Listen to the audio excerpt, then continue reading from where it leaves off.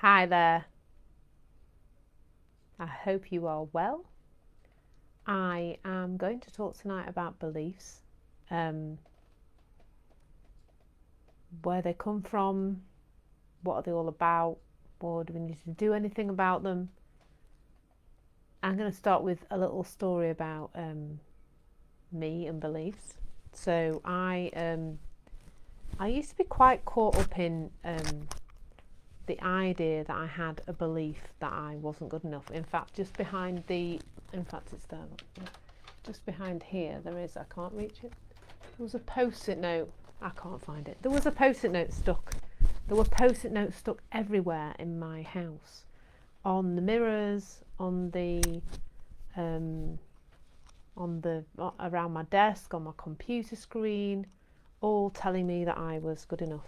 That was the thing that I thought I needed to know, because I thought that not being good enough was somehow underlying issues that I had noticed in my life. So the main thing was the thing that I thought was true was that I didn't think I was good enough. So I held myself back by procrastinating and not doing the things that would make me more successful, business-wise, mostly around money and those kind of things. And that stopped me. That sense of not being good enough was stopping me in some way from being successful. So,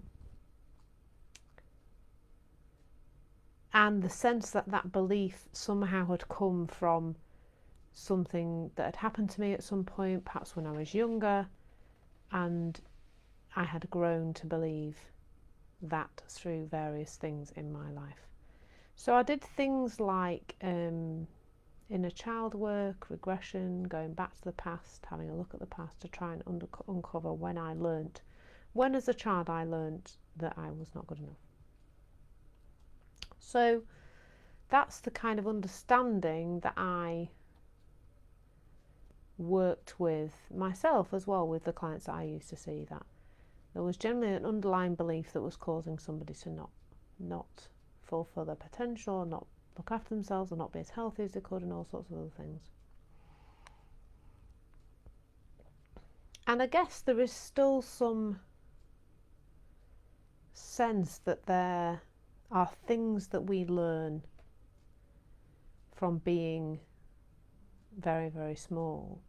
So I truly believe that we are born innately healthy, innately resilient, innately confident,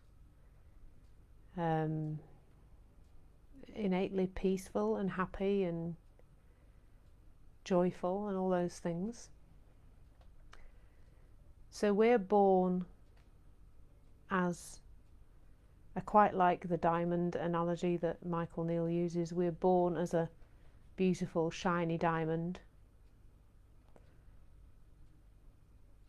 just all perfect and pristine and beautiful, and we get covered in horse dung, shall I call it. Michael uses a much stronger word in there, but we get covered in all this horse doings, because as we go through life, people around us, adults who are probably mostly well-meaning, say things to us that perhaps stick a little bit, and we begin to perhaps think that we're not that innately resilient, confident person that we were born.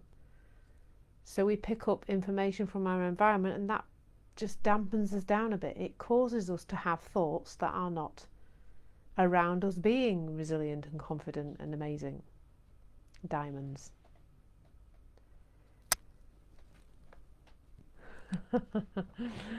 So I love that. Manure.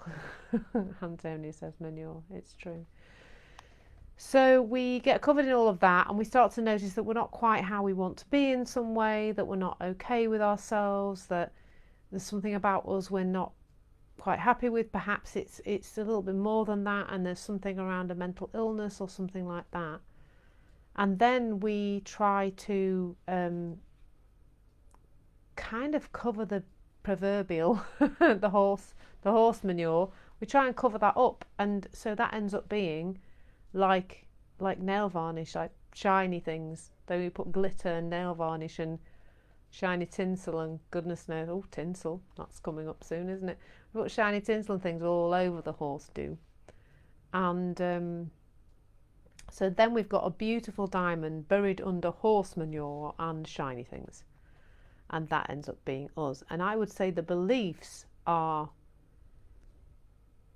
the horse dung, and the shiny things are all the things that people try to do to get rid of those beliefs. So the poking and the prodding and the going back and talking about them, and I suspect that really does often have the effect of making things worse. So if you're told that this thing in your past has created how you feel about yourself in the present moment, the beliefs you have about yourself, and you can't change that, you can't do anything about the past, and you perhaps have some well-meaning therapist kind of giving you a bit of there, you know, you are right to feel terrible about the world and about yourself because these terrible things happen to you, then that leaves us a bit stuck, really, doesn't it? Because we can't do anything about the past.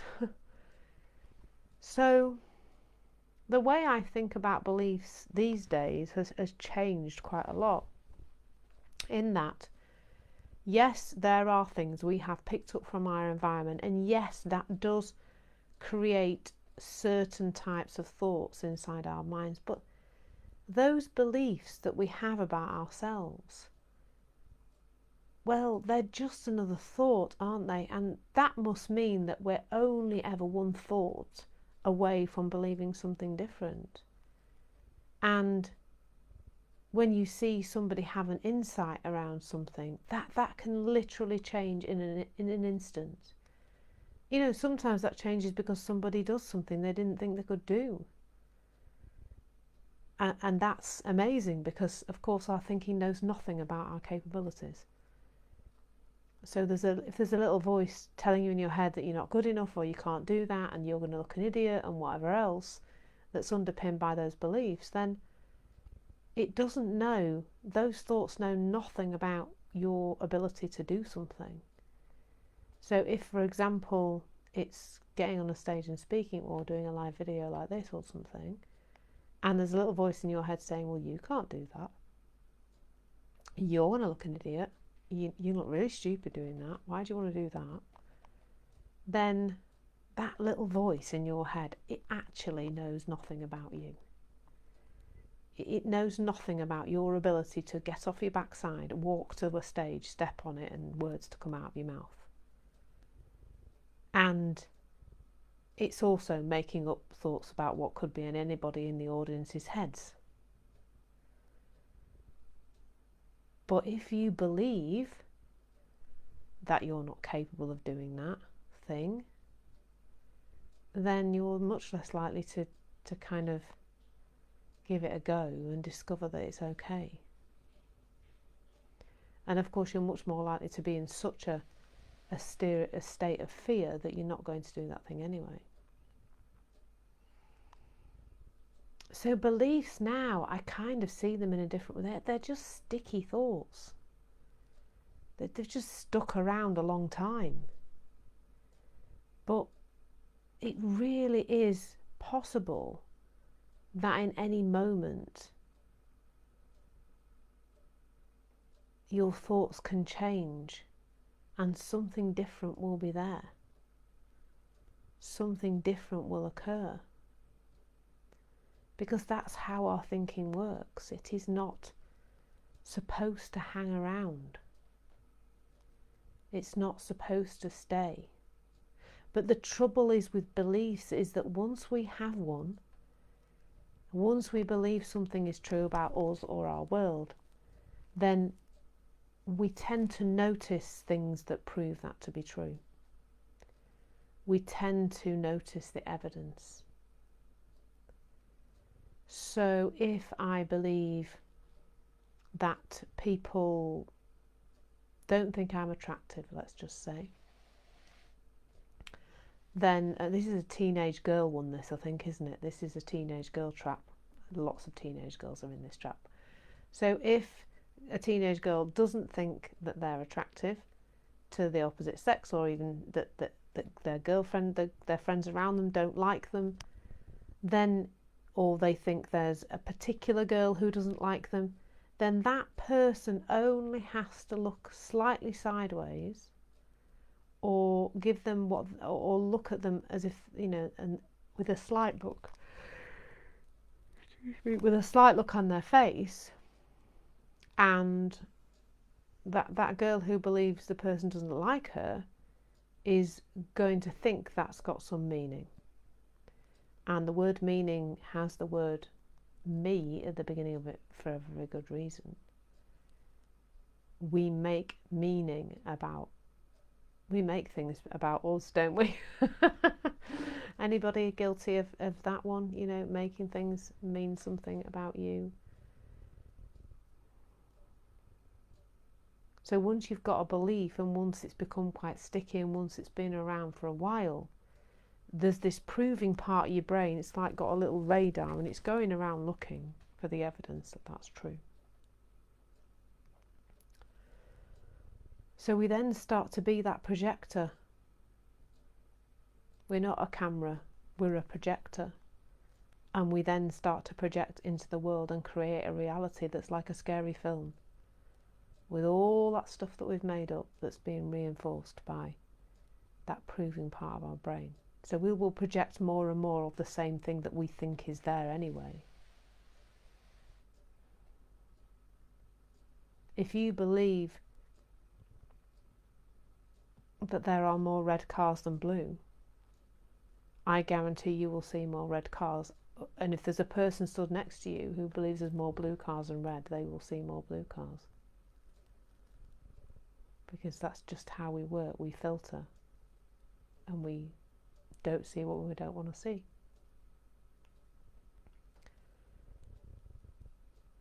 So once we've got a belief and we've got a lot of proving going on, I think that's kind of what makes those thoughts a little bit more sticky, and they seem a little bit more difficult to move. But they really are no different to any other thought. All your thinking needs to be filtered. There needs to be some understanding that it is just there in your head. It does not have to be listened to. It doesn't have to be attended to.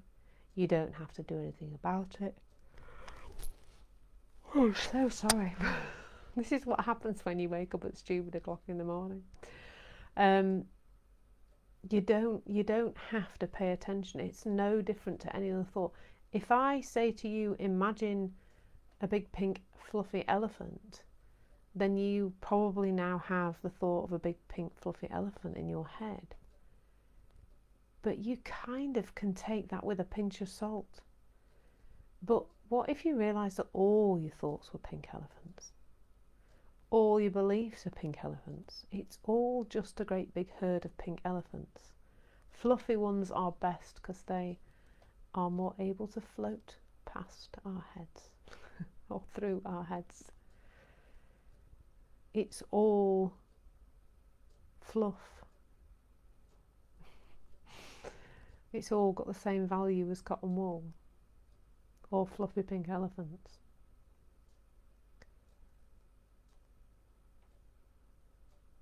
But of course, once we have a belief about something, and we are like those fish in water, we're in our thoughts and we don't realise there's anything different, it gets really tricky to see something different. But I encourage you to treat beliefs about yourself with the same contempt that you treat silly thoughts about pink fluffy elephants. Your thoughts don't know anything about you, really. They know what they've picked up from an environment that had nothing to do with you either, because that was somebody else's thoughts that you heard when you were very small, and it's not real. So that's a bit about beliefs that are about us and how they can undermine us. But I think as a society we have a lot of beliefs, don't we? People's beliefs about things that that they think are right or wrong at the moment are absolutely everywhere. They are particularly virulent on social media at the moment, and there's a lot of judgment and anger about, and it's not pleasant some of the time. There are some people on Facebook I've just had to temporarily snooze because once somebody has a belief about something, this is now beliefs about the outside world, about what's right and wrong. Some people just feel the need to express that, and I realise those people are doing the best they can with the thinking they've got available to them. We all are, all the time. But if you treat those beliefs about what other people should be doing and how they should be behaving with the same level of content as every other thought, we are 100% living in this thought-created reality. And thought is a creation. It is a creative energy. We are creating our ideas about the world. There's a quote, and I can't remember who it is, but it's something like, thought created utter chaos, and then said, I didn't do that. It's not utter chaos, but it's something like that. So sometimes when we are scrolling on social media and we see people's beliefs there, we might think there's a need to disagree with them or agree with them or jump on the bandwagon or not, or argue or whatever. And equally, when we see people's behaviour out and about in the world, you know, I saw a post a little while ago on Facebook where somebody had counted how many people came into a cafe not wearing a mask. I hope they weren't with somebody else enjoying a cuppa because they weren't very present with that person if they were, because they were counting people without masks. And I get that's somebody who's frightened and thinks there's something to be frightened of and thinks they must do something about that by talking about it.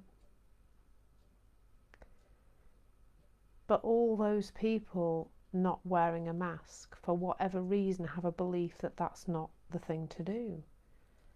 And that's their thought-created reality.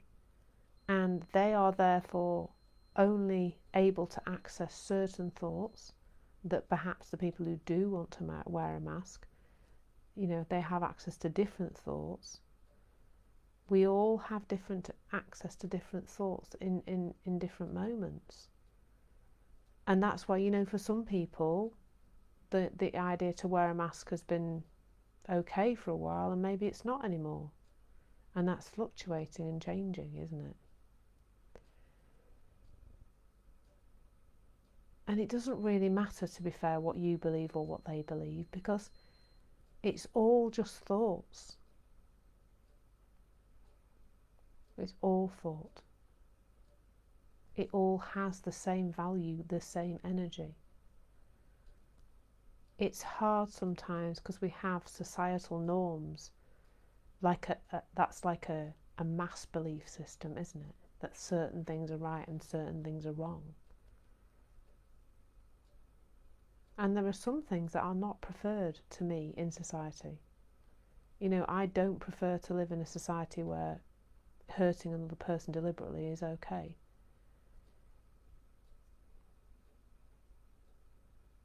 But for some people in that moment, that's all they've got.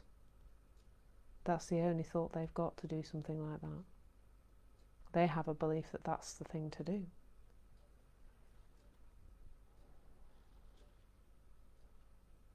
And the thing is with beliefs, they can look so real. And that can take us to an uncomfortable place of perhaps conflict with people who we love, or conflict with people who we don't love that much. A lot of judgment. If you've got one set of beliefs and somebody else has got a different set, where does that lead us to? It leads us to a lot of judgment and a lot of hatred and a lot of unpleasantry between people. I like the lightness of preference against belief. There are some things that I prefer over others. Like I just said, I prefer to live in a world where people don't hurt each other deliberately. I prefer sunshine, guys, over rain. I'm not going to mess about with that one. It's just the way I like it. I prefer warm over cold. I prefer tea over coffee or whatever. Preferences have a lightness to them, an ease to them. Beliefs just feel a little more heavy. There's a sense that if I believe the world should be like this and it is not like this, then I don't feel okay. If I believe that certain people should be the Prime Minister of this country and certain other people are, then I'm going to notice the things that those people are doing wrong, because I believe they shouldn't be there in the first place. As I've already said, in relation to ourselves, when we have beliefs about the world outside us, we prove to ourselves that we're right. We get evidence from our environment to prove that those beliefs are correct. But the thing is, if your beliefs are so strong that your okayness is dependent on those beliefs being active and other people obeying them and the world looking a certain way, then that can end up being pretty exhausting. Because there are some things that are not in our control. The behaviour of certain politicians, the weather, the state of the nation, the lockdown or non-lockdown, there's so many things at the moment that are not ours to control. If you believe your okayness is dependent on certain things being certain ways, it's going to be much harder for you to be okay. But of course, once you realise that actually your okayness comes from in here, then preferences have this lightness. I prefer to have more money in the bank than less. I prefer, as I've said, all sorts of things like nice weather, and I'd prefer to be able to get on a plane at some point in the next year and go on holiday, but I might not be able to. And that's okay, because I don't believe my well-being is dependent on that, because that's outside of me. So I'm still okay if I can't do those things. I don't believe I'm going to be in not okay if I don't do those things. If you believe your well-being is dependent on the world looking a certain way outside of you, then you're going to be tired of trying to make the outside world look the way you want it to, and it's never going to get there for you, I'm afraid, in the main. We can't manipulate the outside world to make ourselves okay. It just doesn't work that way. It's tiring. So maybe there's something here about swapping some of those beliefs for preferences. I prefer things to be a certain way, but if they're not, I'm still okay. I'd like to look in the direction of the world being different in some way, And I'm going to do my bit to make that change. But if it doesn't change, I'm still okay. My okayness lives in here, inside me. Your okayness lives inside you. It is not being carried around by the world outside, being dropped and broken and kicked about. Oh, that's a nice new little insight I had then. It's inside you. That's where your okayness is. That's where your well-being is. That's where your peace and your clarity and your confidence all are. But wherever you are handing that over to the outside world, you're not empowered to just enjoy life, I think, to put it simply.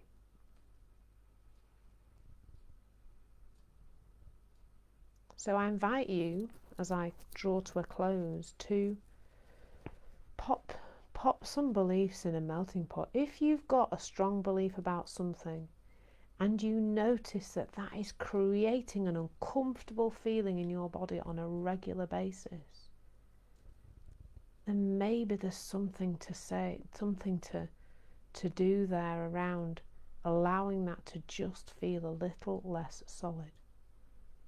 That if it becomes a preference, it's going to have a lightness to it, a bit more of an ease to it, a bit more fun to it.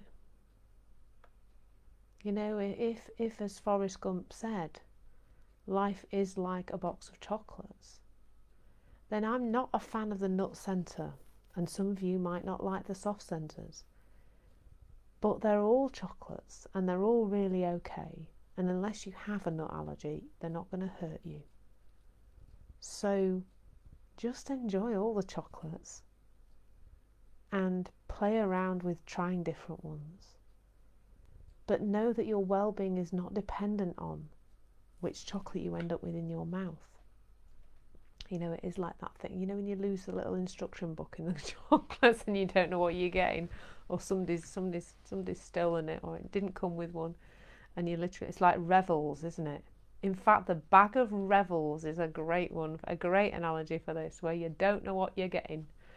I used to sometimes like squish them to try and find out which one it was.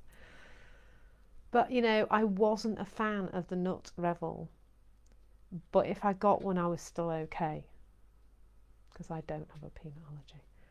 But you know, it is life. If your life is about preferences, then it is like a bag of Revels. It's all fun and it's playful and it's enjoyable. If you believe that you are not going to be okay if you get a peanut Revel, then it makes life a little bit harder, because it's a bit unpredictable as life. You may have noticed that recently. Who could have made this up this time last year? Absolutely none of us.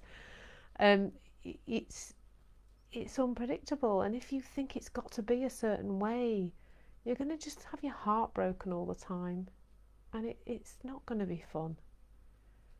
But if you kind of know it's all coming from in here, and it doesn't matter what comes out of the bag, what happens in the world, that you're still going to be okay. That things don't have to match how you think they're supposed to be, your beliefs. Life just feels so much easier, honestly, it really does. And whether that's about other people's behaviour, or the world outside you, or your job, or your kids, or your ex, or your other half, or whoever, it's all an awful lot easier when you don't think your well-being is dependent on your beliefs being fulfilled. And if you can make those beliefs lighter to make them more like preferences, you prefer things to be different, but if they're not, you're still okay. It makes it so much easier and so much less painful, because you're creating that pain inside you, and that's no fun. So I have chatted away for nearly half an hour now, and I'm going to go. So I hope you found that useful. Just think about those revels, next time you're getting caught up in the way you think things should be, preferences are so much more gentle and so much easier and flowing than beliefs. So try melting a few of your beliefs into preferences and see how that feels. Thank you so much for watching. Take care, everyone. Bye.